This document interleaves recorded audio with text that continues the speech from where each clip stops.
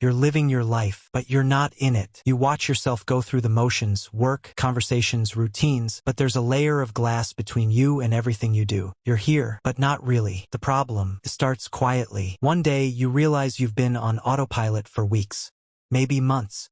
You can't remember the last time something felt real. You talk to people, but your own voice sounds distant. You eat, but you don't taste. You accomplish things, but they don't land. There's no satisfaction. No sense of presence, just static. And the worst part? You can't explain it. You're not depressed, not exactly. You're not anxious, not in the usual way. You're just not there. Psychologists call this depersonalization or derealization, but labels don't fix it. So you keep going. You keep performing. And the distance grows. Here's what you need to know. You're not broken. You're not losing your mind. Your brain is doing exactly what it was designed to do. It's a protection mechanism. When your nervous system is overloaded by stress, by overstimulation, by emotional suppression, it doesn't shut down. It dims. It creates distance between you and your experience so you can keep functioning. It's like turning down the volume on a song that's too loud. You can still hear it, but it doesn't hurt anymore. The problem is you never turned it back up. Let's talk about what's happening inside your brain. There's a part of your brain called the prefrontal cortex. It's your conscious processor, your narrator. It helps you plan, reflect, and make meaning. Then there's the limbic system, your emotional core. It processes feeling, memory, and sensation. In a healthy state, these two systems talk to each other. Constantly, you feel something. Your prefrontal cortex names it. You experience the world through both lenses at once. But when you're overwhelmed, chronically stressed, emotionally numb, or overstimulated, the conversation breaks down. Your prefrontal cortex takes over completely. It starts running the show without consulting your emotions. You become hyper-rational, observing your life instead of living it. Neuroscientist Antonio Damasio calls this the loss of somatic markers, the felt sense of your own existence. You lose access to the internal signals that make life feel meaningful. Without them, everything becomes flat, a story you're telling yourself, but not experiencing. So how do you come back? Not all at once, not through force, through re-embodiment. Here are 5 principles rooted in how your nervous system actually works. 1. Anchor in sensation, not thought. Your mind is stuck in observation mode, so don't try to think your way out. Instead, feel your way back in. Place your hand on your chest. Feel the rise and fall. Hold something cold. Notice temperature, weight, texture. This isn't mindfulness cliches. It's interoception, the ability to sense your internal state. Research shows that people with low interoceptive awareness are more prone to depersonalization.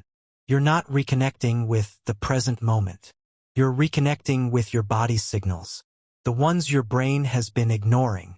2. Let yourself be bored. You've been overstimulated for so long that your brain adapted by numbing everything.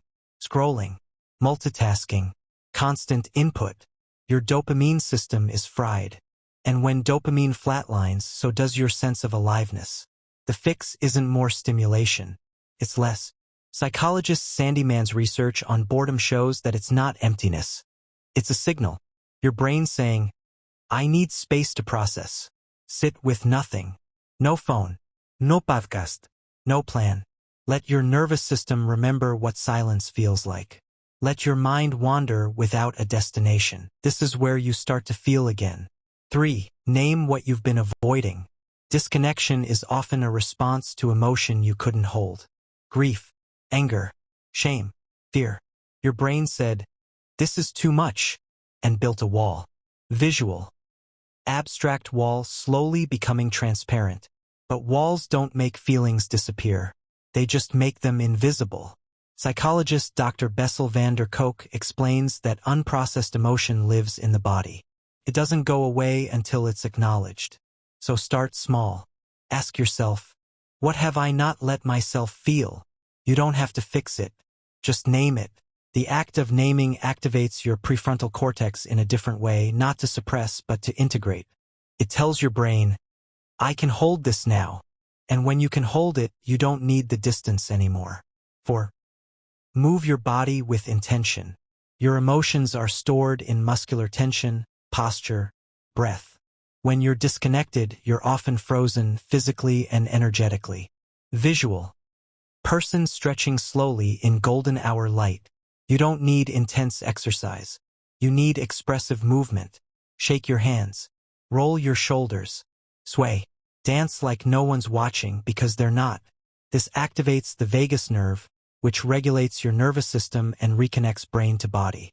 Trauma researcher Peter Levine calls this discharge, releasing the stored energy your body has been holding. Visual, abstract flowing shapes in motion. You're not working out. You're waking up. 5. Choose one small thing that matters. Meaning doesn't come from big revelations. It comes from micro-commitments. One conversation where you're fully present. One meal you actually taste. One moment where you choose connection over observation. Psychologist Viktor Frankl wrote that meaning is found in how we respond, even to small things. Your brain learns through repetition. Each time you choose presence, you're rewiring the pathway. You're teaching your system, it's safe to be here. The mental model. Here's the simple framework. Disconnection equals protection. Reconnection equals safety. You didn't drift away because you're weak. You drifted because you were surviving. And now, you're teaching your brain that it's okay to come back.